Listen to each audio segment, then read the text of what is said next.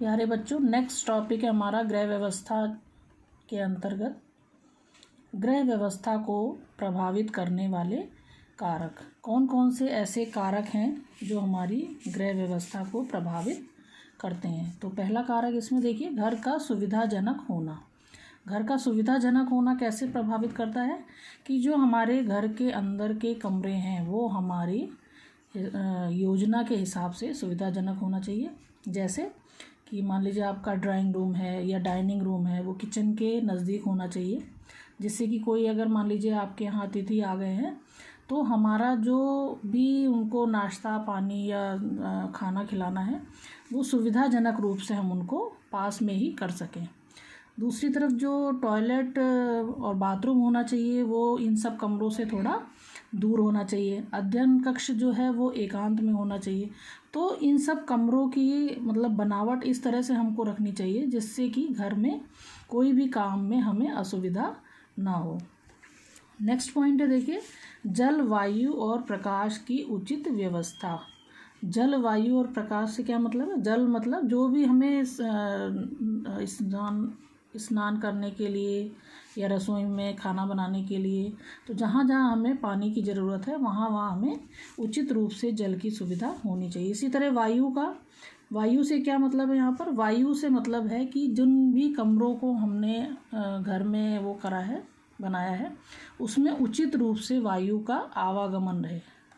उचित रूप से वायु का आवागमन मतलब संवातन शब्द आता है एक। संवातन मतलब वायु का, अशुद्ध वायु का बाहर जाना और शुद्ध वायु का अंदर आना। तो इस तरह से हमें खिड़की, दरवाजे और रोशनदान बनाने चाहिए जिससे कि घर में सभी कमरों में उचित वायु की व्यवस्था रहे और व्यक्ति को सांस लेने में या और कोई बीमारी का सामना न करना पड़े। तीसरा पॉइंट आता है इसमें प्रकाश। प्रकाश से क्या मतलब है? मान लीजिए आप अध्ययन कक्ष है, उसमें उचित रोशनी की व्यवस्था होनी चाहिए। और इसके अलावा और कमरे जैसे किचन में भी आपका इस तरह से लाइट होनी चाहिए कि जिससे कि आपको खाना बनाते समय अंधेरा ना लगे। या फिर शयन कक्ष में 2 तरह की लाइट आपकी होनी चाहिए, जैसे एक तेज़ लाइट और एक धीमी लाइट। तेज़ लाइट आप दिन में कोई काम कर रहे हैं तो जला लीजिए, या दिन में ज़रूरत ना हो बाहर से ही इतनी प्रकाश की व्यवस्था होनी चाहिए। या इस तरह के कमरे बनाने चाहिए कि जिससे कि बाहर की रोशनी ज़्यादा कमरों के अंदर आ सके और आपको ज़्यादा लाइट ना जलानी पड़े। इसके अलावा थर्ड पॉइंट आता है आपका सफाई की समुचित व्यवस्था।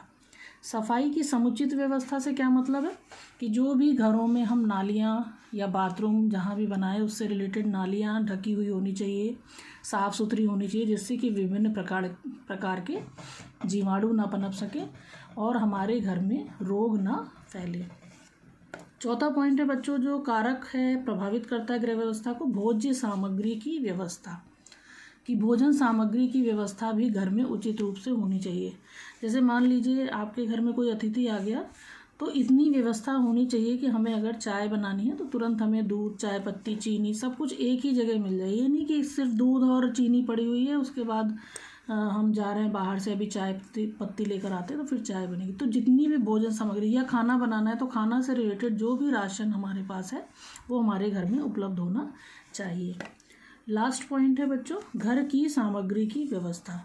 घर की सामग्री से मतलब यहाँ क्या है? जो भी घर का सामान होता है, जैसे आपका सोफ़ा हो गया, पंखा हो गया, लाइट हो गई या बर्तन हो गया, नहाने के उपकरण हो गए, आपके गीजर हो गया, जितने भी आपके घर के सामान हैं उसकी उचित व्यवस्था होनी चाहिए जिससे कि हमारा गृह व्यवस्था सही रूप से चल सके। अगर इतने सारे ये जितने पॉइंट आपको बताएं, इन पॉइंट्स के अंदर कहीं भी कोई कमी होती है तो हमारी जो गृह व्यवस्था है वो प्रभावित होने लगती है।